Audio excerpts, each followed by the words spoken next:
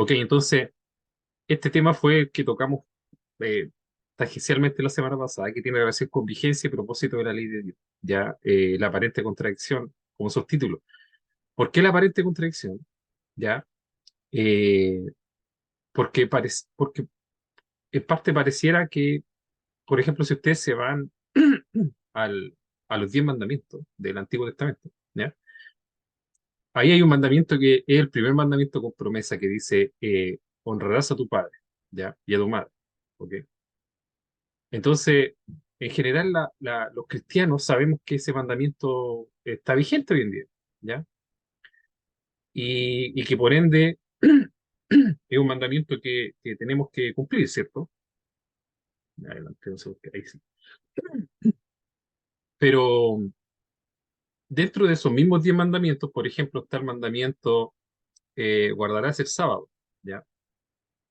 Y en ese mandamiento pareciera que ahí no es necesario hacerlo, ¿ya? Si ustedes lo ven así como a grandes rasgos, la iglesia cristiana, eso es así.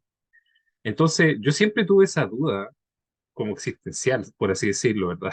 De por qué esos mandamientos sí, pero los otros no, ¿ya? Entonces, era algo como un bicho que me carcomía y por mucho tiempo fue así, no lo logré entender, ¿ya? Bueno, hasta que lo entendí y he tratado de poder plasmar esa, eh, esa aparente contradicción en esta predica, ¿ya? Para poder explicarles por qué así, ¿ya? En base a lo que yo he encontrado en la escritura, ¿ok? Y de eso se trata esta predicación, aunque a grandes rasgos. Así que por eso les digo que, por eso se denomina la aparente contradicción, porque pareciera que fuera una contradicción, pero obviamente no lo es, ¿verdad? ¿Ya? Así que vamos a hablar de eso hoy día, ¿ok? Bueno, esto lo toqué tangencialmente la semana pasada, así que como la predica es bien, como por así decirlo, es como bien pesada en el sentido de que es bien densa. Igual lo voy a pasar hoy día, ya, aunque no tan en detalle como la semana pasada, pero lo voy a pasar igual. Disculpe, otro párrafo.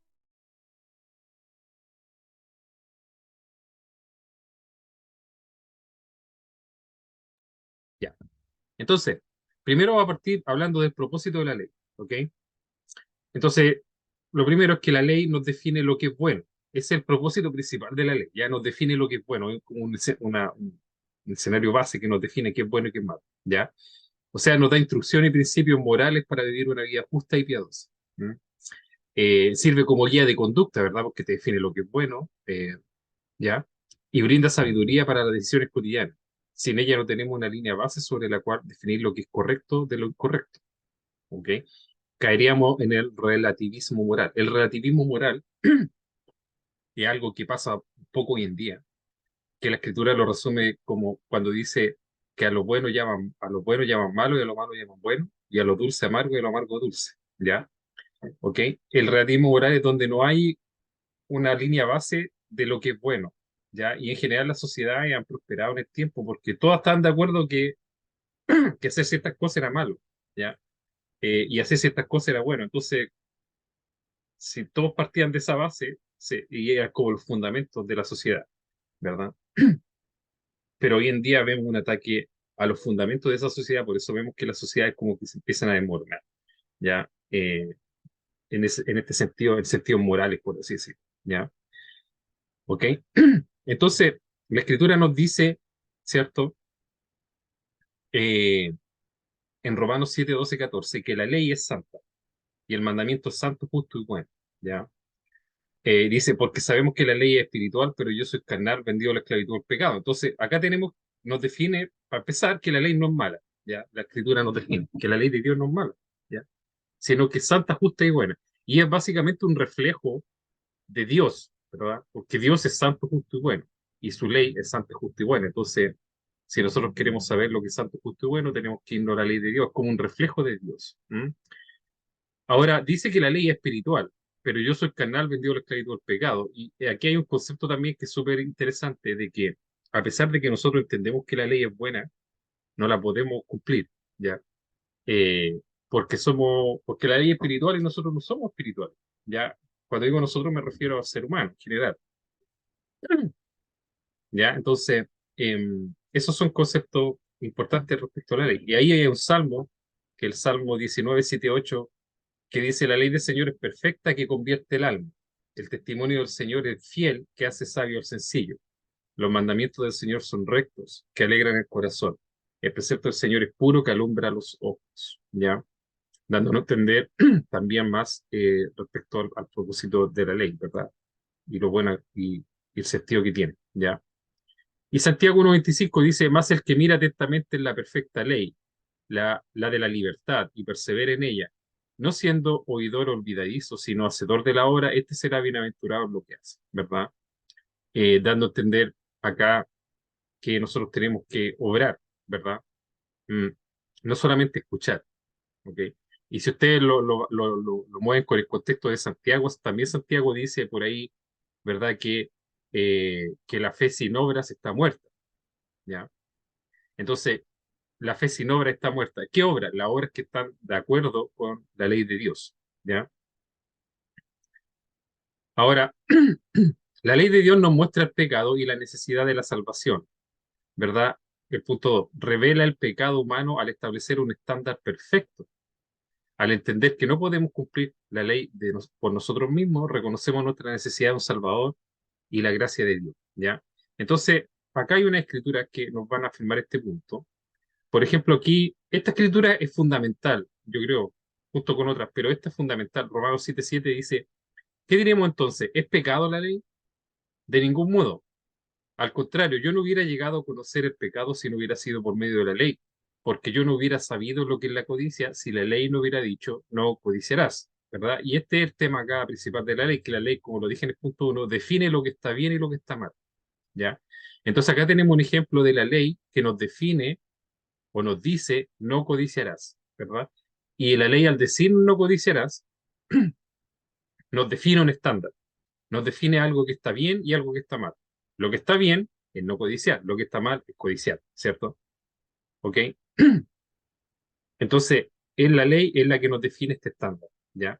Ahora, lamentablemente el ser humano no puede cumplir con estas cosas porque como dice acá Romanos 7:14, sabemos que la ley es espiritual, pero yo soy carnal vendido a la esclavitud del pecado.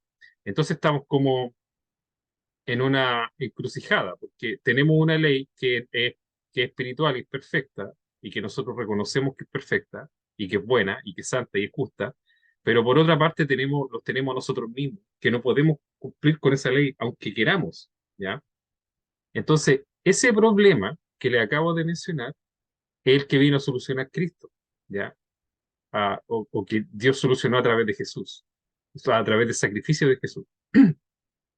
El hecho de que nosotros no pudiéramos cumplir con sus justos preceptos, ¿verdad? Es lo que vino a solucionar Jesús, ¿ya? Sobre todo considerando esta escritura que está acá, que está en 1 Juan 3:4, que dice, todo aquel que comete pecado infringe también la ley, pues el pecado es infracción de la ley, ¿ya? Entonces, tenemos esta ley que es espiritual, que es santa, es justa y es buena, ¿verdad? Pero es una ley espiritual y nosotros somos carnales, ¿verdad? Somos esclavos del pecado desde Adán y Eva, ¿ya? Entonces tenemos un problema que no la podemos cumplir y además cuando no la cumplimos cometemos pecado, ¿ya? Y la paga el pecado muerte. Entonces no sé si me van entendiendo la idea. La ley es buena, pero la ley es la que nos condena al fin y al cabo, ¿verdad? A fin de cuentas, ¿ya? Entonces ese es el problema que hay. eh, ese es el problema por el cual Cristo vino al mundo a solucionar. Ese fue el problema que vino a solucionar, ya es que le acabo de mencionar, ¿ok? 1 Corintios 15:56 dice, el aguijón de la muerte es el pecado y el poder del pecado es la ley. Entonces, el poder del pecado radica en la ley, porque si la ley no existiera, no habría codicia, ¿ya? Imagínense la ley del tránsito, si no existiera el disco pare, ¿ya? ¿Le podrían a usted sacar un parte porque se pasó el disco pare? No, po, porque no existiría ninguna ley que definiera que no parar en un disco pare es malo. Entonces, si no existe una ley que no lo define, no existe la infracción de esa ley, ¿ya?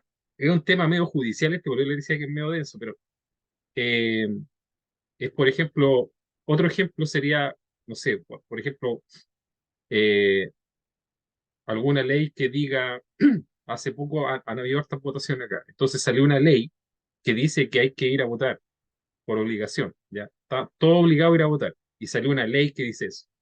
Entonces, si usted no va a votar, infringe esa ley y le sacamos parte, ¿ya? ¿Ok? Y antes no estaba esa ley, entonces usted podía ir o no ir como quisiera, ¿ya? Y ahora está la ley, entonces la ley es la que define la falta, ¿ya? Y si usted no, y si no hay ley, no hay falta, ¿ya? Y por eso que aquí dice que el poder del pecado es la ley, porque la ley es la que define el pecado, ¿ya? Entonces, tenemos esta ley que es santa, es justa, es buena, es una ley espiritual, pero nosotros somos carnales, vendidos al pecado, ¿ya? Y no podemos cumplirla porque somos carnales. Entonces, caemos en pecado, ¿ya? Y la paga del pecado es la muerte, ¿ok? Entonces, ese es el problema que tenemos con respecto a la ley, y para eso sirve a todo esto, ¿ya? ¿Ok? Por ejemplo, hablando más de esta ley, dice Mateo 5, 27 y 28, oíste que fue dicho no cometer adulterio, pero yo os digo que cualquiera que mire a una mujer para codiciarla, ya adulteró con ella en tu corazón. Esta es la ley, la que está acá, ¿ya? Eh, Cualquiera que mira a una mujer para codiciarla, ya adulteró con ella en su corazón, ¿ya? Entonces la ley no solo condena el hecho, sino que condena así como va más atrás y condena el propósito del corazón, ¿ok? Tenemos Mateo 15, 19 que dice porque del corazón salen los malos pensamientos, los homicidios, los adulterios, las fornicaciones, los hurtos, los falsos testimonios, la blasfemia. Estas cosas son las que contaminan al hombre, pero el comer con las manos sin lavar no contamina al hombre. Entonces aquí vemos que por eso dice la escritura que el hombre es carnal, vendido al pecado, ¿verdad? Y que es esclavo del pecado. ¿Por qué dice eso? Porque del corazón, el hombre como que tiene un problema en el corazón, ¿ya? Como interno, ¿ok? Porque del corazón salen estas cosas, ¿ya? Del corazón salen los pecados, ¿ya? Entonces ese es el problema y por eso la Escritura dice que el hombre es esclavo del pecado y que no podía liberarse por sí mismo de esa esclavitud, sino que tuvo que venir un Salvador, ¿ya? Que es Cristo, ¿verdad? Eh, Oseas 4:6 dice, mi pueblo es destruido por falta de conocimiento. Por cuanto tú has rechazado el conocimiento, yo también te rechazaré para que no seas mi sacerdote. Como has olvidado la ley de tu Dios, yo también me olvidaré de tus hijos. ¿Verdad? Esta es como parte que nos complementa el castigo que hay por apartarse de la ley del Señor, ¿verdad?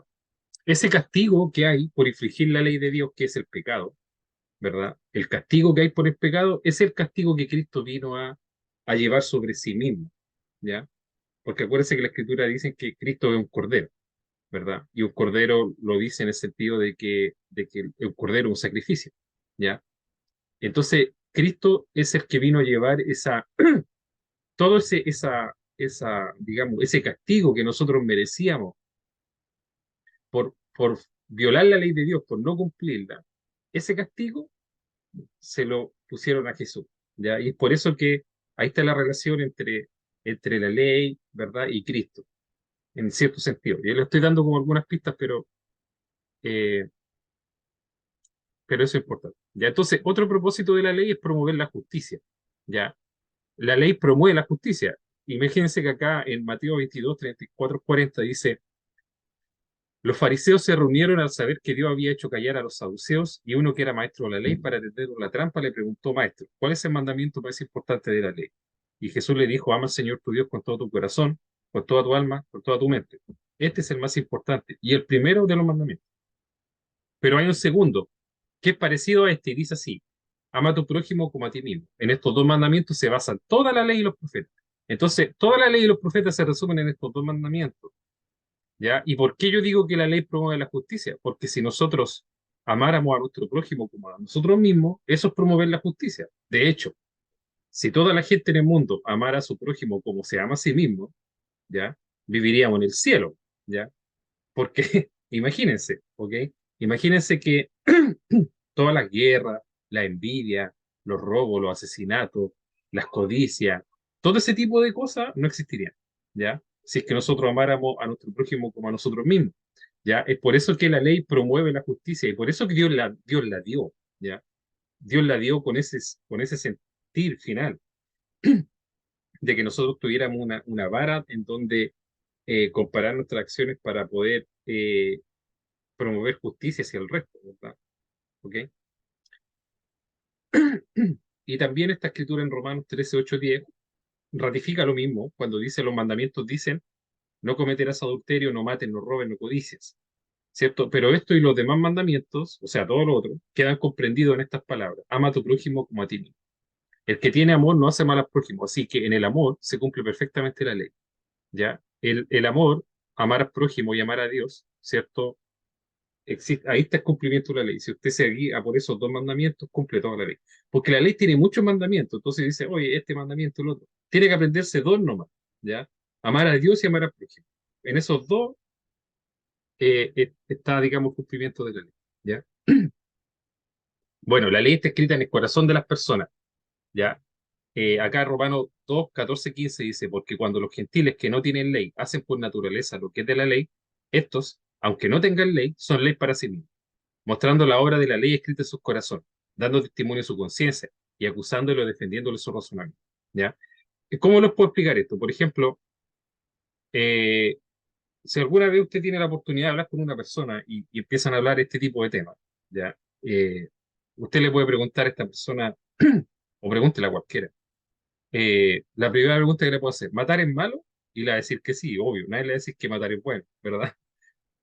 Y la otra pregunta le voy a decir, ¿por qué? ¿Por qué matar es malo? ¿Ya? ¿Por qué robar es malo? ¿Por qué secuestrar es malo? ¿Por qué codiciar es malo? ¿Ya? Esas, la respuesta a esas preguntas radican en esta escritura que está acá, ¿ya? Porque todas las personas, sin, o todas las personas, la mayoría del planeta, ¿verdad? De los seres humanos que han habitado en este planeta, entienden que esas cosas son malas, aunque nadie se las enseñó, ¿ya? Eh, en general, ¿verdad? Usted se pilla una persona por ahí random, lo más probable es que le diga sí, porque me dijeron o me enseñaron en la iglesia o en la catequesis, o no sé a dónde iba, ¿verdad? Pero, pero nosotros entendemos, a pesar de que nadie nos diga esas cosas, que esas cosas son malas, ¿verdad? Entonces, en cierto sentido, esa ley, ¿ya? Está escrita en el corazón del hombre, ¿ya? De cierta forma, porque todos nosotros entendemos que las cosas que dice la ley son malas, aunque no nos hayan disertado sobre ellas, ¿verdad? O no nos hayan enseñado sobre esas cosas. Es por eso que la ley de Dios está escrita en el corazón, ¿ya?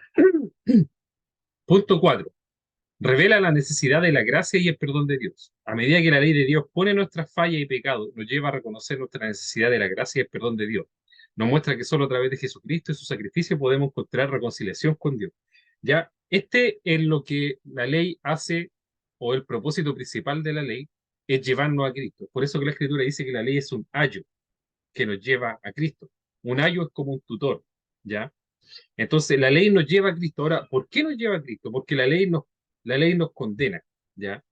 La ley nos plantea un problema, ¿no? La ley nos dice, oye, tú tienes un problema con Dios, y ese problema con Dios es que tú estás bajo el castigo por no cumplir su ley, ¿ya? Entonces, a esa pregunta uno dice, ¿y qué voy a hacer entonces? ¿Verdad? Porque al problema que les planteé al principio, existe una ley que es santa, justa y es buena, que es una ley espiritual, que es buena, ¿verdad? Pero nosotros no la podemos cumplir. Entonces, al no cumplirla, pecamos y eso nos trae condena o separación con Dios. Entonces, la pregunta obvia que nosotros tenemos que hacer, entonces, ¿qué vamos a hacer? Es la pregunta que le hicieron los judíos a Pedro cuando predicó en Hechos capítulo 2, ¿verdad? Y Pedro le dijo, oye, ustedes mataron a Cristo, ¿ya? Y entonces ellos le dijeron, ¿y qué vamos a hacer entonces? ¿Verdad? Entonces, cuando usted le plantea esta problemática a una persona, ¿verdad? Que está apartada de Dios por no cumplir con su ley, pero esa misma persona se da cuenta de que no puede cumplir esa ley. Por eso la Escritura dice que nadie es salvo por obra, sino que por fe, ¿verdad? Cuando nos damos cuenta que no podemos cumplir esa ley, preguntamos, ya, entonces, ¿qué vamos a hacer? ¿Ya? Y ese ¿qué vamos a hacer? Es Cristo. Esa es la respuesta, ¿verdad? Y eso es lo que se conoce finalmente como evangelio, a todo esto, ¿ya? Entonces, la ley nos lleva hacia allá. Y esta escritura, ¿verdad? Es un poco compleja, así que la voy a leer despacito, ya que está en Romanos 7, 18 al 24. En sí mismo, Romanos capítulo 7 es un capítulo bastante denso, ya. Si un día tienen tiempo, los desafío a que lo lean, ya, porque es un desafío leerlo, ¿ok? Romanos capítulo 7. Pero hay mucha enseñanza en ese capítulo, ya, y muy interesante. Dice así, dice, yo sé que en mí, esto es en mi carne, no muere el bien, ¿ya? Porque querer, porque el bien está en mí, pero no lo hacerlo. O sea, esto es lo que se refiere Pablo cuando dice que él tiene como un cuerpo que el vendido es pecado, ¿verdad? Porque dice, yo quiero hacer el bien, pero no lo puedo hacer. O sea, ¿y cómo lo podemos enseñar esto? Yo sé que codiciar es malo, entonces ¿por qué codiciamos? Esa es la pregunta, ¿verdad? Usted sabe que mentir es malo, pero ¿por qué miente? Ya, eso es lo que está diciendo Pablo acá, ¿ya? Porque el querer, el bien está en mí, pero no lo hacer. O sea, entiendo lo que tengo que hacer, pero no lo hago. Dice, porque no hago el bien que quiero, sino el mal que no quiero, eso hago. Bueno, eso es lo que está diciendo, lo que le acabo de decir, ¿verdad? El querer el bien, pero no el hacerlo, ¿cierto? El reconocer que el mandamiento es santo, justo y bueno, pero no practicarlo, ¿verdad? Eso es lo que está diciendo aquí, ¿ya? Dice, y si no hago lo que no quiero, o sea, y si hago lo que no quiero, ya no lo hago yo, sino el pecado que está en mí. O sea, ¿qué está diciendo acá? Está diciendo que él no quiere codiciar, pero codicia. Él no quiere mentir, pero miente, ¿verdad? Él no quiere guardar odio en su corazón, pero guarda odio en su corazón. Entonces, él no, esas cosas no las quiere hacer. Pero dice, ya no lo hago yo, sino el pecado que mora en mí, ¿ya? Entonces, el pecado es el que lo lleva a Pablo a hacer esas cosas, ¿verdad? Y el pecado mora en él. Es por eso que la Escritura dice que nosotros somos esclavos del pecado, ¿verdad? Dice, así que queriendo yo hacer el bien, hallo esta ley, que el mal está en mí, ¿ya? Entonces, esta ley es la ley, digamos, que por la que estamos todos nosotros presos, ¿verdad? Que aunque yo quiera hacer el bien, tengo una ley que está en mi cuerpo que me lleva a hacer el mal, y no el bien, ¿ya? Dice, porque según el hombre interior me deleito en la ley de Dios. El hombre interior vendría siendo así como el espíritu, ya el corazón del hombre, ¿ok? Entonces, en el hombre interior me deleito en la ley de Dios, o sea, la encuentra buena, es justa, ¿ya? A uno le gusta. Dice, pero veo otra ley en mis miembros que se revela contra la ley de mi mente y que me lleva cautivo a la ley del pecado que está en mis miembros. O sea, pero hay otra ley en mi cuerpo, ¿verdad? Que me impide cumplir estas cosas, ¿ya? Entonces, Pablo dice y termina diciendo, miserable de mí, ¿quién me librará de este cuerpo de muerte? ¿Verdad? Y aquí, esta es la conclusión de Pablo, miserable de mí, o sea, pobre de mí, ¿verdad? Porque estoy atrapado en un cuerpo o en un ser, ¿verdad? Que está vendido al pecado, ¿verdad? Entonces, ¿qué puedo hacer? Y la respuesta es Cristo, esa es la solución, ¿verdad? Esa es la solución. Es por eso que la ley nos lleva, la ley al condenarnos nos lleva hacia Cristo, ¿ya? Es uno de los grandes propósitos que tiene la ley, ¿ya? Y según la ley, casi todo es purificado con sangre, y sin derramamiento de sangre no hay perdón. La ley también define que todo pecado debe ser purificado con sangre, ¿ya? Si no hay derramamiento de sangre, no hay perdón de pecado. Y yo les dije la semana pasada y les expliqué lo siguiente, que se lo voy a volver a repetir.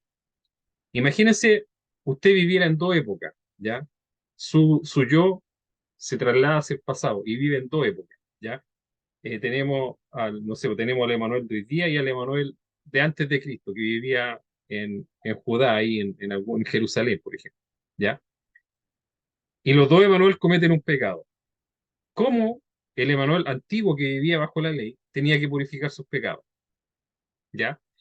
Ese Emanuel antiguo que vivía bajo la ley tenía que purificar sus pecados sacrificando un animal, ¿ya? Sacrificando un, un animal que se sacrificaba, ¿verdad? Habían animales que se sacrificaban, y yo tenía que tomar ese animalito, llevarlo a un templo, ¿verdad? Poner las manos sobre el animal y como que traspasarle mi pecado, ya a ese animal. Y el sacerdote, porque ahí había un sacerdote, no yo, el sacerdote, ¿verdad? Hacía conmigo todo digamos, este proceso, ¿verdad? Y se terminaba matando al animal y esta sangre de este animal, ¿verdad? Era la que pagaba. Al final, el animal era el que pagaba los platos rotos de mi falta, ¿verdad? Era ¿cómo se le conoce a estas personas? Eh, a estas personas que cuando uno saca un préstamo, dicen, ya, si tú no pagas, yo voy a pagar. No me acuerdo. ¿Ya? Ustedes se deben acordar, ¿ya? Aval, hermano, aval. Vale, eso, vale. El animal vendría siendo como un aval, ¿ya?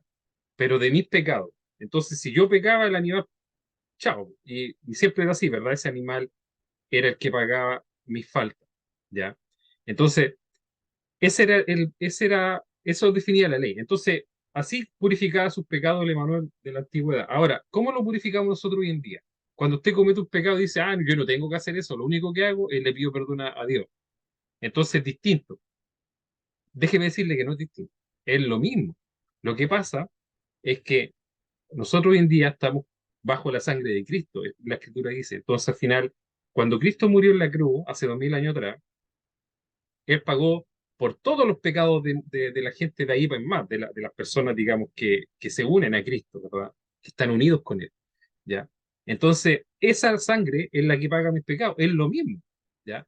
Esos pecados se cubren con sangre, ¿ya? Nosotros hoy día pensamos cuando cometemos un pecado o cuando alguien se arrepiente, pensamos como que Dios agarra una goma y borra los pecados así. No es así, ¿ya?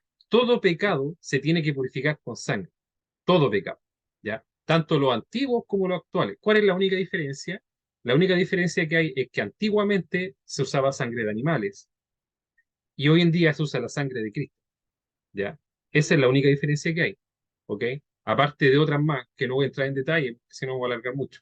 Pero esa es la principal diferencia, la sangre, ¿ya? La sangre que es de Cristo y la antes que era de animal. Entonces, esa es una de las diferencias fundamentales entre el antiguo pacto y el nuevo pacto, la que le estoy diciendo ahora. Es una de las diferencias fundamentales, ¿ya? El tipo de sangre que se ocupa para expiar pecado, ¿ok? Así, entonces, en resumen, ¿para qué sirve la ley? Porque le he hablado hartas cosas, pero en resumen, ¿para qué? ¿Ya? Primero, la ley se ocupa para definir el pecado, como dice Gálatas 3:19. Entonces, ¿para qué sirve la ley? Aquí también pregunta Gálatas, ¿para qué sirve la ley? Dice, fue dada después para poner de manifiesto la desobediencia de los hombres. Entonces, la ley sirve para poner de manifiesto la desobediencia de los hombres, ¿ya? ¿Ok? Para eso sirve, o sea, o para definir el pecado, ¿ok? También para eso, es como lo mismo, ¿ya? Dice, ya que por las obras de la ley ningún ser humano será justificado delante de él, porque por medio de la ley es el conocimiento del pecado. Entonces la ley sirve para conocer que soy pecador. La ley sirve para poner de manifiesto la desobediencia del hombre. Para eso sirve la ley. Ya es como un acusete. Eso es como la ley, por así decirlo. ¿Cierto? Y aquí de nuevo pongo esta escritura que es muy buena. Dice, la ley es pecado de ninguna manera, porque yo no conocía el pecado sino por la ley, porque tampoco conocería la codicia si la ley dijera, no codiciarás. ¿Ya? También, ¿cierto? No, nos sirve para acusarnos delante de Dios, por así decirlo, ¿verdad? Dice, o sea, que el propósito de la ley es poner de manifiesto el pecado del hombre, para que de esta manera procedamos al arrepentimiento, ¿verdad? Como dice Gálatas 3:21-22. Entonces, la ley es contraria a las promesas de Dios. Una pregunta, dice de ningún modo, porque si se hubiera dado una ley capaz de impartir vida, entonces la justicia ciertamente hubiera dependido de la ley. Pero la Escritura lo encerró todo bajo pecado para que la promesa que es por la fe en Jesucristo fuera dada a los que creen. Ya, le voy a explicar esta Escritura. Ya, dice, la ley es contraria a las promesas de Dios, o sea, la ley aquí, porque la gente entendía de que la ley como que servía para el mal, porque en realidad el pecado venía por la ley, entonces todos están así, entonces la ley no sirve, porque si algo malo viene de la ley, entonces la ley no debe servir, ¿verdad? Y aquí, por eso Pablo le explica tanto en Romanos como en Gálatas, ¿cierto? Que la ley no es pecado.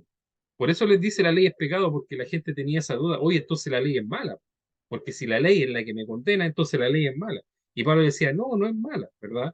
Y por eso está aquí como tratando de defender la ley de Dios, ¿ya? Entonces dice, ¿es entonces la ley contraria a las promesas de Dios? No, ¿ya? De ningún modo, dice Pablo. Porque si se hubiera dado una ley capaz de impartir vida, entonces la justicia ciertamente hubiera dependido de la ley. ¿Qué quiere decir esto? Que si nosotros hubiéramos sido capaces de cumplir con la ley de Dios para de esa forma estar justificados delante de Dios, entonces la salvación hubiera dependido de eso, ¿ya? Pero dice, pero la escritura lo encerró todo bajo pecado. ¿Qué quiere decir esto?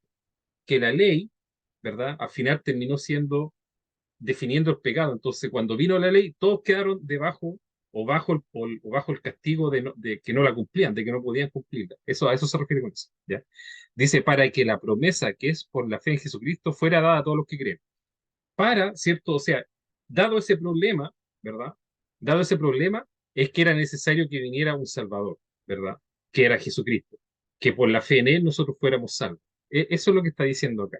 Entonces, finalmente, eh, el propósito de la ley es poner de manifiesto nuestro pecado para que de esta manera procedamos al arrepentimiento a través de la fe en Cristo Jesús. ¿Ya? ¿Ok?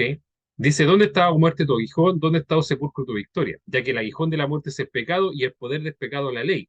Más, gracias sean dadas a Dios que nos da la victoria por medio de nuestro Señor Jesucristo. O sea, tenemos este problema, pero la victoria viene por medio de nuestro Señor Jesucristo. ¿Ya?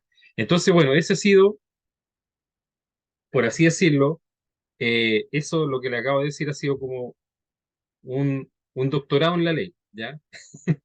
Una clase así como de la ley de Dios, así como full, ¿ya? Entonces ahora vamos a entrar teniendo eso en claro a la aparente contradicción, ¿ya? Y aquí es donde vienen los problemas, porque se generan problemas con este tema de que sí o no, de que esto sí, de que esto no, ¿ya? Entonces, a primera vista, la enseñanza del Nuevo Testamento sobre la ley puede parecer confusa, ¿ya? Por lo que le expliqué al principio cuando estaba iniciando esta predica, ¿ya? Lo anterior, dado que existen pasajes que parecieran afirmar que la ley ha caducado, pero otros dan a entender que aún está vigente y que debemos obedecerla. Entonces, por ejemplo, hay algunos pasajes que pareciera que dicen que la ley caducó. Por ejemplo, vamos a Romanos 6:14, dice, porque el pecado no se enseñoreará de vosotros, pues no estáis bajo la ley, sino que estáis bajo la gracia, ¿ya? Entonces, cuando la gente lee esto, la mayoría entiende que la ley ya no aplica a nosotros, ¿ya? De que nosotros no estamos, de que la ley como que no aplica, como que se eliminó, ¿ya? Y ahora no hay ley, ¿ya? Eso es lo que se entiende, yo lo estoy diciendo, y lo que entendía yo antes, ¿ya? Romanos 7:6 dice, pero ahora estamos libres de la ley por haber muerto para aquella en que estábamos sujetos, de modo que sirvamos bajo el régimen nuevo del espíritu y no bajo el régimen viejo de la letra. Lo mismo, esto se interpreta de la forma en que nosotros, en que ya no existe la ley, ya que no hay ley. Entonces, como no hay ley, no hay pecado, ¿verdad? Entonces la ley se eliminó y desde Cristo para adelante no aplica la ley nunca más, ¿ya? Pero esto es medio contradictorio con otros pasajes que les voy a mostrar después, ¿ya? Pero le estoy diciendo, le estoy mostrando los pasajes que se ocupan para decir que la ley ya no existe hoy en día, ¿ya? Gálatas 5:18 dice, pero si sois guiados por el Espíritu, no estáis bajo la ley, ¿ya? Otro pasaje, ¿ya? Y hay otros pasajes, ¿ya? Hay otros pasajes que pareciera que nos dicen que está vigente, como por ejemplo, Efesios 6:2-3, honra a tu padre y a tu madre, que es el primer mandamiento con promesa para que te vaya bien y seas de larga vida sobre la tierra. Este mandamiento es uno de los 10 mandamientos. Si ustedes se van a Éxodo, ¿ya? Y van a buscar los 10 mandamientos, este es el primer mandamiento con promesa, que creo que es el número 6 o el 5 si no me equivoco, ¿ya? Si ustedes lo buscan. Entonces, la pregunta que yo hago y que yo me hacía en mi mente siempre, bueno, si la ley no está vigente hoy en día, ¿cómo entonces está vigente este mandamiento que es uno de los 10 mandamientos? ¿Ya? Entonces ahí hay un problema, o estamos interpretando algo malo, no sé qué pasa, ¿ya? Y hay otro que dice que este es como definitivo, dice, Cristo está hablando acá en Mateo 5:17-18 y dice, no penséis que he venido para abrogar la ley de los profetas, no he venido para abrogar, sino para cumplir. Porque de cierto os digo que hasta que pasen el cielo y la tierra, ni una jota ni una tilde pasará de la ley hasta que todo se haya cumplido. Entonces aquí dice, Cristo dice, oye, no, yo no he venido a abrogar, abrogar es como dejar sin efecto, ya como sacar, dejar sin efecto, vendría siendo una buena definición, o quitarle el poder o algo así. Dice, yo no he venido a dejar sin efecto la ley o los profetas, ya, sino que he venido a cumplir. Y además les dice, porque hasta que pasen el cielo y la tierra, ni una jota ni una tilde pasará de la ley hasta que todo se haya cumplido. Entonces dice, Cristo acá está diciendo, oye, no se equivoquen, yo no vine a dejar sin efecto la ley, es más, hasta que este sistema de cosas funcione, la ley va a seguir ahí vigente, ¿ya? Entonces aquí hay una contradicción pues, en estos pasajes con los de arriba, ¿verdad? Si nosotros entendemos que estos pasajes nos dicen que no existe la ley y estos pasajes de abajo nos dicen que sí existe y que está vigente, entonces hay una contradicción. Esa es la aparente contradicción que voy a tratar de solucionar, ¿ya? ¿Ok? Entonces, al estudiar más detenidamente los pasajes que indican que la ley ha caducado, observamos que hablan de los siguientes aspectos de la ley, ¿ya? Vamos a estudiar así como detenidamente aquellos pasajes que dicen que la ley ya no está, que no existe más, ¿ya? Entonces vamos a ver que se refieren a algunos aspectos especiales de la ley y ahí vamos después a concluir a cuáles son, ¿ya? Primero se refiere a dieta, que a dieta me refiero con comida y bebida, ¿verdad? Días de reposo y fiestas sagradas, ¿ok? Cuando nosotros, por ejemplo, vamos a Colosenses 2:16, dice, por tanto, que nadie se constituya en vuestro juez con respecto a comida, bebida, o en cuanto a días de fiesta o de luna nueva o día de reposo, cosas que solo son sombra de lo que ha de venir, ¿ya? Bueno, la ley, pues ustedes lo saben, de hecho hay un mandamiento que dice que había que guardar el sábado, que era el día de reposo, ¿verdad? Que es el número 6, si no me equivoco, de la ley, de los 10 mandamientos, ¿ya? La ley tenía mandamientos que decían que había cosas que no se tenían que comer, como por ejemplo, uno no podía comer conejo, ni chancho, ¿ya? Olvídese de costillar, ¿ya? No lo podías comer, ¿ok? Y de ese tipo de alimentos, habían cosas que impedía por dieta, que no se podían comer, ¿ya? O esas cosas que no se podían beber. Y habían días de fiesta, luna nueva, días de reposo. El día de reposo, el Shabbat, por decirlo, el más, digamos, el más importante de todo. Entonces acá tenemos esta escritura que nos dice, oye, estas cosas son sombras, ¿ya? Estas cosas que usted, la luna nueva, los días de reposo, las comidas de vida son sombras, ¿ya? De lo que ha de venir, ¿verdad? Entonces de ahí voy a explicarles qué es, ¿ya? Pero aquí no está diciendo, no está hablando de los aspectos ceremoniales de la ley, por así decirlo, algo. Gálatas 4, 9, 11 dice, pero ahora que conocéis a Dios, o más bien que sois conocidos por Dios, ¿cómo es que volvéis otra vez a cosas débiles, inútiles y elementales a las cuales deseáis volver a estar esclavizados de nuevo? Observáis los días, los meses, las estaciones y los años. Teo por vosotros que quizás en vano he trabajado por vosotros, ¿cierto? Aquí Pablo les dice que ellos observáis, o sea, observar es guardar, es cumplir con algo. ¿Ya? ¿Y qué hacían ellos? Ellos guardaban días, meses, estaciones y años, o sea, guardaban los tiempos. Me imagino que se refiere que guardaban a ciertos días, por ejemplo, ciertos días de reposo, guardaban ciertas estaciones, cosas que tenían que ver así como con los tiempos, y ellos guardaban como parte del culto a Dios, ¿verdad? Ellos lo hacían así, ¿ok? También de la circuncisión, por ejemplo, ¿verdad? Gálatas 5, 2, 3, 6 dice, mirad, yo Pablo digo que si os circuncidáis, Cristo de nada os aprovechará. Y otra vez testifico a todo hombre que se circuncida, que está obligado a cumplir toda la ley, porque de Cristo, porque en Cristo Jesús ni la circuncisión ni la incircuncisión significan nada, sino la fe para obra pura. Ya entonces acá también es un texto que nos está hablando de este aspecto de la ley de la circuncisión, ¿verdad? Que lo está dejando como fuera, como out, ¿ya? Eh, ok. Impureza o tocar cosas inmundas. Por ejemplo, cuando nos vamos a Colosenses 2, 20, 23, dice, si habéis muerto con Cristo los principios elementales del mundo, ¿por qué como si aún vivierais en el mundo os sometéis a preceptos tales como no manipules, no gustes, no toques? ¿Ya? Todos los cuales se refieren a cosas destinadas a perecer con el uso. Según los preceptos y enseñanzas de los hombres, tales cosas tienen a la verdad la apariencia de sabiduría en una religión humana, en la humillación de sí mismo y en el trato severo del cuerpo, pero carecen de valor alguno contra los apetitos de la carne. ¿Y a qué se refiere esta escritura? Se refiere a que había cosas en la ley que la ley prohibía como tocar, ¿verdad? Tocar cosas inmundas, por ejemplo. Cuando una mujer estaba en sus días, el hombre no la podía tocar, ¿ya? Si usted tocaba a una mujer en sus días, usted como que se contaminaba, ¿ya? Entonces, la ley hablaba de ese tipo de cosas, ¿verdad? A todo esto les voy a hacer un paréntesis, ¿ya? Un paréntesis. Hay una serie que se llama The Chosen, ¿ya? Que cuenta la historia de Jesús, que está en internet y es gratis, ¿ya? ¿Cómo se llama?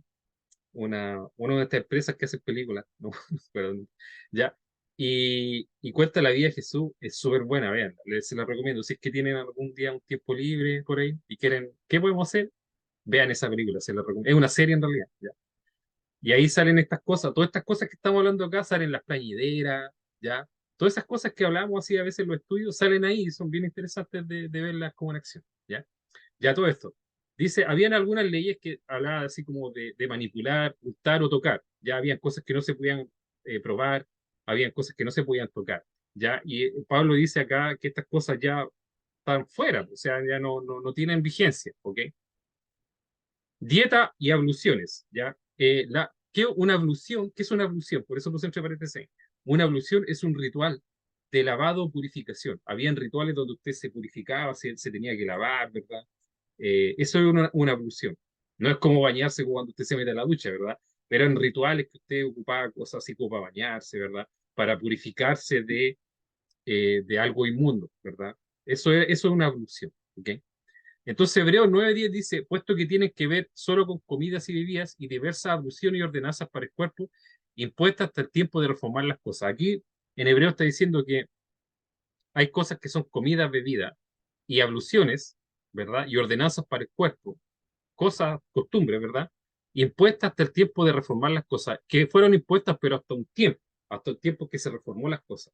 Bueno, y ese tiempo que se reformó las cosas fue el tiempo cuando Cristo vino, ¿ya? Entonces nos está diciendo que todos estos aspectos de la ley de comida, bebida, ¿verdad? Diversas abluciones eran hasta un tiempo, ¿ok?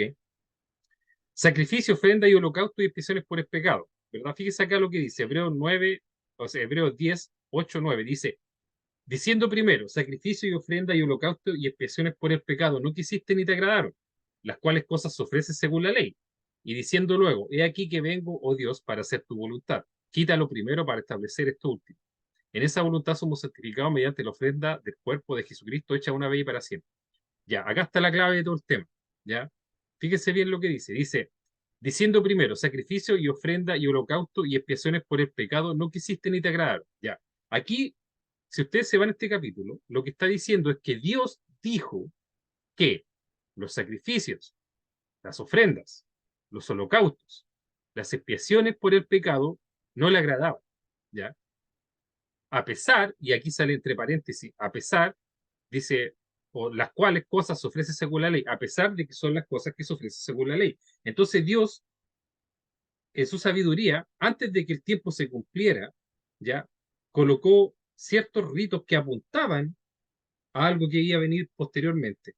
Y estos ritos eran las ofrendas por el pecado, el holocausto, las expiaciones, las abluciones, los días de reposo, etcétera. Todas estas cosas, ¿verdad? Dios las colocó para que apuntaran a alguien, ¿ya? Que era, o hasta el tiempo que se reformaran las cosas, que iba a ser cuando viniera Cristo, ¿ya? Por eso dice aquí, no te agradaron, ni las quisiste, ¿verdad? Las cuales cosas se ofrecen según la ley, que eran los sacrificios, la ofrenda, el holocausto, las expiaciones, todo este tipo de culto que se hacía antiguamente, ¿verdad? Dice, y diciendo luego, he aquí que vengo yo, oh Dios, para hacer tu voluntad. Quítalo primero para establecer esto último. Cuando dice, he aquí que vengo yo, oh Dios, para hacer tu voluntad, eso, he aquí que vengo yo, o he aquí que vengo, oh Dios, para hacer tu voluntad, ese que está ahí es Cristo. Cuando dice, he aquí que vengo, ¿quién viene? Cristo, ese es el que vino, ¿verdad? Él es el que vino para hacer su voluntad. Cristo vino para hacer la voluntad de Dios. Dice, quítalo primero. ¿Qué era lo primero? Los sacrificios, la ofrenda, el holocausto, las expiaciones, eso, ¿ya? Para establecer esto último. Quítalo primero, las cosas antiguas, para establecer a Cristo, ¿ya? Dice, en esta voluntad somos santificados mediante la ofrenda del cuerpo de Jesucristo hecha una vez y para siempre, ¿verdad? Estoy tratando como de explicarlo bien, pero lo que pasa acá, ¿verdad? Es que Cristo fue el que reemplazó todas estas sacrificios, ofrendas y holocaustos y expiaciones por el pecado. Todas esas cosas las reemplazó Cristo con la ofrenda de su cuerpo, que hizo una pura vez y para siempre. Entonces, todas las cosas que estaban relacionadas con la ley, relativa a las cosas, por así decirlo, como que tenían que ver con ofrenda, con sacrificio, con abluciones, con rituales de lavado, con rituales de purificación, con días de reposo, todo eso, ya, todas esas cosas, ¿cierto? Fueron cosas que Cristo las cumplió a través de la ofrenda de su cuerpo. Y es por eso que Cristo decía que él no vino a abrogar la ley, sino que vino a cumplir la ley, ¿ya? Y la cumplió no solamente en el sentido de andar bajo los mandamientos de Dios, sino que la cumplió en el sentido de que Él fue ese sacrificio, ¿verdad? Último, que se estableció para la purificación de los pecados, ¿ok? Eso es lo que les quería decir. De hecho, y Hebreos 10, 17 y 18 dice, y dice, y nunca más me acordaré de sus pecados y transgresiones, pues donde hay remisión de esto, no hay más ofrenda por el pecado, ¿ya? Cuando ustedes lean el capítulo 10, si alguna vez lo leen, yo les recomiendo que lean el 7 de Romano y el 10 de Hebreos, ¿ya? El capítulo 10 de Hebreo, acá en el 8 y el 9, dice lo que recién analizamos, y después un poquito más adelante en el 17 y el 18 dice, nunca más me acordaré de sus pecados y transgresiones, ¿ya? Dando a entender del sacrificio que es Cristo, ¿verdad? Que ha hecho una pura vida para siempre. Dice, nunca más me acordaré de sus pecados y transgresiones, pues donde hay remisión de esto, no hay más ofrenda por el pecado, ¿ya? Y lo que está diciendo ahí es que si los pecados ya fueron redimidos, o Por eso dice, porque donde hay remisión de estos, de los pecados, si los pecados ya fueron redimidos, no se necesita más ofrenda por el pecado, ¿ya? Entonces, si nosotros, si nuestros pecados son perdonados a través de la sangre de Cristo, nosotros no necesitamos hacer más cosas, añadir cosas para que nuestros pecados sean perdonados. Eso no está bien, ¿ya? Y es por eso que hoy en día no se hace nada de lo que se hacía antes para purificar pecados, así como ofrendas, sacrificios y ese tipo de cosas, o abluciones, ya, dietas, cosas así. No se hacen más. ¿Por qué? Porque los pecados ya fueron perdonados una pura vez y para siempre por Cristo. Entonces, si ya fueron perdonados una pura vez y para siempre por Cristo, no es necesario hacer más cosas, ¿ya? Eso es lo que está diciendo este verso que está acá, ¿ok? Entonces podemos observar que esta escritura hace referencia a aspectos ceremoniales y rituales de la ley, ¿ya? ¿Ok? Entonces, esos son como los aspectos rituales de la ley, ¿verdad? Y al hacer un estudio similar de los pasajes que indican que la ley todavía está en pie, por ejemplo, cuando nosotros nos vamos a aspectos de la ley que aún están como vigentes, habla del amor a Dios y al prójimo, que esta escritura fue la que estudiamos, ¿verdad? Recién, que dice, amarás a tu Dios y a tu prójimo como a ti mismo, de estos dos mandamientos depende la ley y los profetas, ¿verdad? Romanos 13, que también lo estudiamos, ¿cierto? En el amor se cumple la ley, ¿cierto? Romanos 13, 8, 10, que lo estudiamos al principio, así que en el amor se cumple perfectamente la ley, ¿verdad? Levítico 19, 18 dice, no te vengarás ni guardarás rencor a los hijos de tu pueblo, sino que amarás a tu Dios, o sea, amarás a tu prójimo como a ti mismo, yo soy el Señor. Este mandamiento de amar al prójimo como uno mismo viene de antes, ¿ya? Es parte de la ley a todo esto. La gente piensa que no, pero se dijo en Levítico, ¿ya? No se dijo en Romano ni en Mateo, se dijo en Levítico. Entonces es parte de la ley, ¿ya? Honrar a los padres, como le dije, son mandamientos que aún están vigentes, ¿verdad? Honrar al padre y a la madre. El homicidio, el adulterio. Dice cualquiera que guardare toda la ley, pero ofendiere en un punto, se hace culpable de todo. Porque el que dijo no cometerás adulterio también ha dicho no matarás. Ahora bien, si no cometes adulterio, pero matas, te has hecho transgresión de la ley en un punto, ¿cierto? Entonces, son homicidio, adulterio, son cosas que condenan, ¿verdad?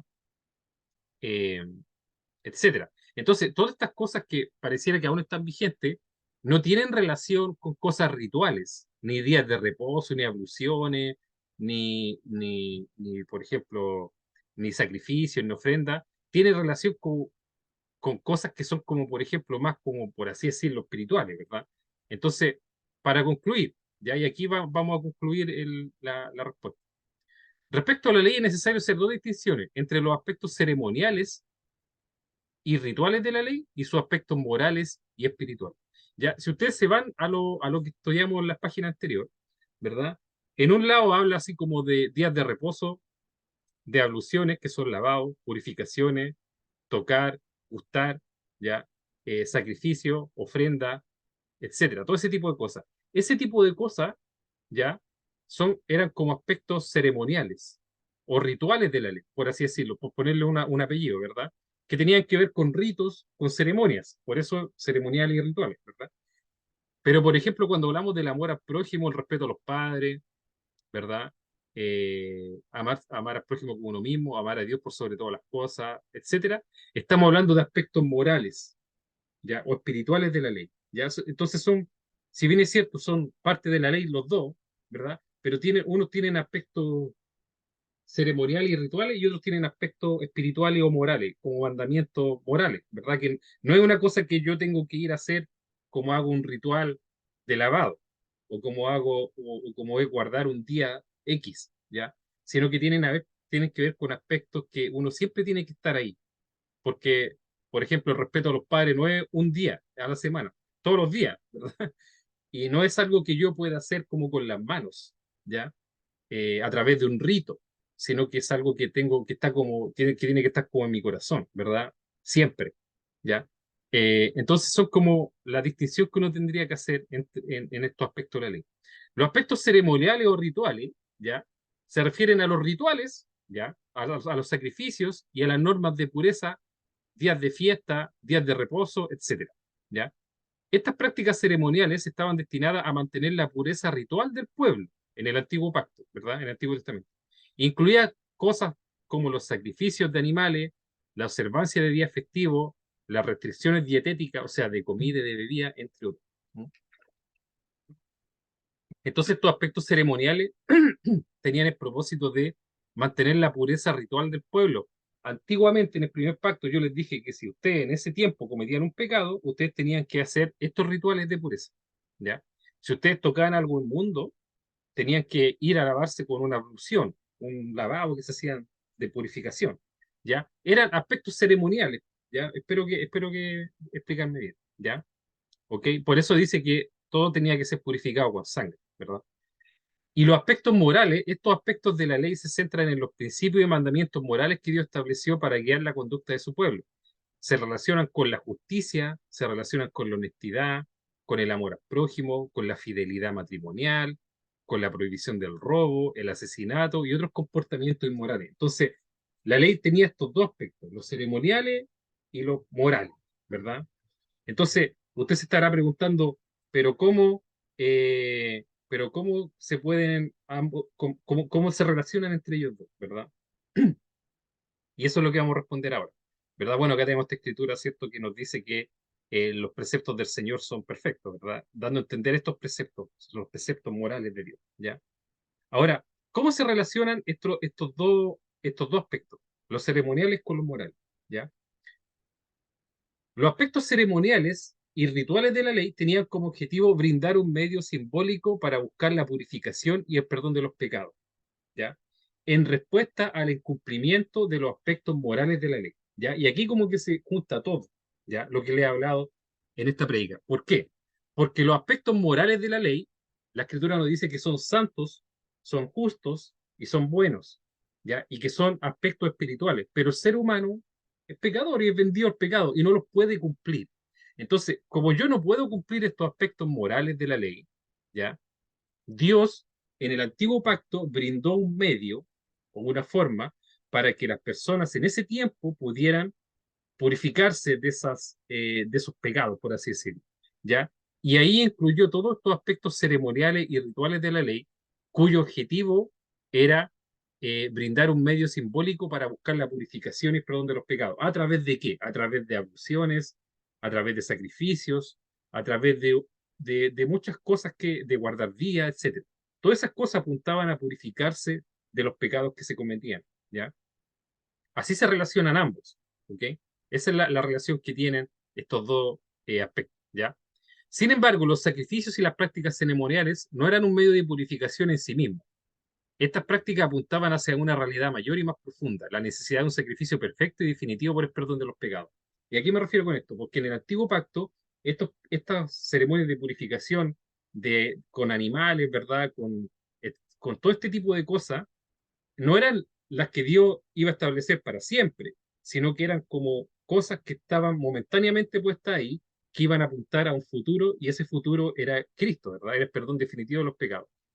Claro, y acá Hebreo, que fue lo que leímos hace un poco atrás, Hebreos 10, 4, 8, dice, porque la sangre de los toros y de los machos cabríos no puede quitar los pecados. Eso dice Hebreos 10, 4, a pesar de que eran cosas que se hacían, pero no estaban destinadas para siempre a hacerla así, ¿ya? El verso 8 dice, sacrificio, ofrenda y holocausto y expiaciones por los pecados no quisiste ni te agradaron, las cuales cosas se ofrecen según la ley, diciendo luego, he aquí vengo yo, oh Dios, para hacer tu voluntad. Quítalo primero para establecer esto último. Ya es lo que les leí hace poco atrás. Yo no quiero repetirlo eh, para no repetir tanto, pero lo que está diciendo acá, ¿verdad? Es que estas sacrificios, ofrendas y holocaustos por el pecado a Dios no le agradaron, a pesar de que fueron cosas que él mismo estableció, pero no le agradaron, ¿verdad? Y finalmente él estableció, ¿verdad? Estableció el sacrificio de Jesucristo como sacrificio final y último, ¿ya? Para la purificación de los pecados, ¿ok? Entonces, la obra redentora de Jesucristo cumplió y superó todos los aspectos ceremoniales de la ley, ofreciendo la reconciliación y el perdón de los pecados de manera completa y definitiva, ¿verdad? Como dice Hebreo 10:18, pues donde hay remisión de pecado, donde hay remisión de esto, de pecado, no hay más ofrenda por los pecados, ¿ya? Entonces, ¿qué concluimos? Concluimos que ya no están vigentes los aspectos ceremoniales y rituales de la ley, ¿ya? Estos aspectos ceremoniales y rituales de la ley no están vigentes. ¿Y a qué me refiero? ¿Y por qué no están vigentes? Porque Cristo los cumplió todos, ¿ya? No están vigentes porque Cristo los cumplió. No, no es porque Dios los quitó y no dejó nada ahí, sino que Cristo los cumplió. Entonces, de hecho, apuntaban a Cristo, en un principio. Pero como Cristo los cumplió, como dice acá, donde hay remisión de pecado, no hay más ofrenda por el pecado. No es necesario seguir ofrendando cosas por el pecado si Dios ya te perdonó los pecados, ¿verdad? Y es por eso que es un error a veces querer hacer cosas como para expiar los pecados cuando Dios nos dio el sacrificio definitivo, que es Cristo, que es la sangre de Cristo, ¿verdad? Por eso Cristo dijo acá, no penséis que he venido para abrogar la ley de los profetas, no he venido para abrogar, sino para cumplir. ¿Ya? ¿Y qué cosa cumplió Cristo de la ley? Él cumplió todos los aspectos donde eran relativos a sacrificios, porque Él fue el sacrificio. Es por eso que a Cristo se le dice el Cordero de Dios, porque Él fue el Cordero, y en estos tiempos se ocupaban como sacrificios toros, machos cabríos, ¿verdad? Cosas, corderos, etcétera. ¿Ya? Entonces, el aspecto ceremonial de la ley, Cristo lo cumplió. Y concluimos que siguen vigentes los aspectos morales de la ley, ¿verdad? Como por ejemplo, no matará, la justicia, todas esas cosas, ¿verdad? Cuando dice en Mateo 5:18, porque de cierto os digo que hasta que pasen el cielo y la tierra, ni una jota ni una tilde pasará de la ley hasta que todo eso haya cumplido. Todos los aspectos morales de la ley de Dios están vigentes aún y van a estar siempre vigentes, ¿ya? Porque son aspectos que son, que no van a pasar nunca, ¿ya? ¿Ok? Y que van a estar ahí siempre, ¿ok? Porque hoy en día la ley es necesaria, siempre es necesaria la ley a través de todo el tiempo, ¿verdad? Y la ley hoy en día también es infracción del pecado como lo fue antes, lo hoy en día. Entonces, hay alguna parte de la ley que está todavía vigente, que era, como yo les decía, los mandamientos como honrarás a tu padre, a tu madre, a tu padre y a tu madre, ¿verdad? Que son aspectos que están vigentes aún hoy en día. ¿Ya? Y para finalizar, Apocalipsis 21:1-2 dice, vi un cielo nuevo y una tierra nueva, porque el primer cielo y la primera tierra pasaron y el mar ya no existía más. Y yo, Juan, vi la santa ciudad de Jerusalén descender del cielo de Dios, dispuesta como una esposa ataviada para su marido. Si usted se pregunta hasta cuándo va a estar vigente la ley de Dios, hasta acá, ¿ya? Dice, cuando dijo, hasta que pasen el cielo y la tierra. Dice, pero ¿cuándo va a ser eso? Acá, po, ¿ya? Dice aquí que Pablo dice que vio un cielo nuevo y una tierra nueva porque el primer cielo y la primera tierra pasaron. Cuando pase esto, el primer cielo, el cielo y la tierra van a pasar, ¿ya? Y hasta ahí va a estar, hasta ese punto en adelante, va a estar vigente la ley de Dios siempre, ¿ya? Pero los aspectos morales de la ley, ¿ya? Entonces, eso, espero que, entiendo que puede ser una prédica que es un poco densa, ¿ya? Em, en este sentido. Pero bueno, la idea, ¿cierto?, era poder hablar este tema para que tengamos claridad de estas cosas. Ya son cosas que igual son importantes. Es un tema que es importante manejarlo y entenderlo bien. ¿Ok? Mm, ahora, así como para capitular todo, ¿verdad? Como para capitular todo, los aspectos morales de la ley de Dios van a estar siempre vigentes, pero los aspectos ceremoniales los cumplió Cristo y por lo tanto, como los cumplió Cristo, ya no son necesarios de hacer. ¿Ok? Es básicamente eso. Esa sería como la conclusión final de dos temas. Espero que sea de bendición, hermano. Y bueno, la prédica, como siempre, yo la voy a subir al canal de YouTube para que la puedan repasar o volver a ver si quieren. ¿Ya? Así que eso.